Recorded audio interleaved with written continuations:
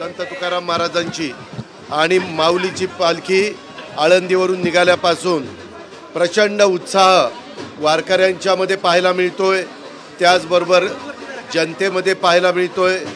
काही भागामध्ये पाऊस काळ चांगला झाला, काही ठिकाणी पेरण्या झाल्यात, परंतु काही ठिकाणी अजूनही पावसाची गरज आहे, त्याची आपण वाट बघतोय। आणि काटेवाडीकरांना एक वेगळा मान आहे, काटेवाडीतच पालखी ही त्या ठिकाणी उचलून इथं आणली जाते, इथं ठेवली जाते आणि मग पुन्हा इथला विसावा झाला की रथामध्ये ठेवली जाते। त्यामध्ये इथलं मेंढ्यांचं रिंगण हे देखील फार लोकप्रिय झालेलं आहे आणि त्याच्यामुळं मला उद्या सभागृहात काम असल्यामुळं मी आता माझ्या घरी देखील त्या पालखीचे काही महत्त्वाचे लोक, दिंडीमधले पण महत्त्वाचे लोक हे जेवायला असतात, वर्षानुवर्ष त्यांना जेवायला घालणार आणि मग नंतर संध्याकाळी मी मुंबईला निघून जाणार।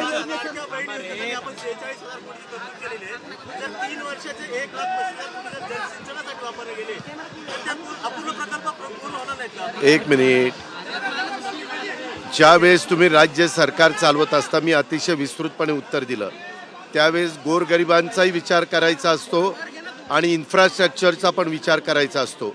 आपण त्याच्यामध्ये वर्ल्ड बँक असेल किंवा सेंट्रल गव्हर्नमेंट असेल, वेगवेगळ्या प्रकारे फायनान्स देणाऱ्या ज्या इन्स्टिट्यूट आहे, जसं रस्ते विकास महामंडळाकडनं कोट्यावधी रुपयाची कामं चाललेली आहेत, हे आपण बघता, कोस्टल रोडची चाललेली आहेत, नॅशनल हायवेचे केंद्र सरकारच्या मार्फत चाललेले आहेत। आणि त्याच्यामुळं मी पण शेतकरीच आहे, मी पण शेती करतो, माझी शेती ह्याच काटेवाडीमध्ये आहे, सोनगावमध्ये आहे, डेकळवाडीमध्ये आहे आणि तिथं लाईटच्या बिलाच्या बद्दल लोकांची नेहमी तक्रार असायची आणि म्हणून फार विचारपूर्वक 7.5 हॉर्सपॉवरपर्यंत वीज माफी करण्याचा निर्णय आम्ही महायुतीच्या सरकारने घेतला।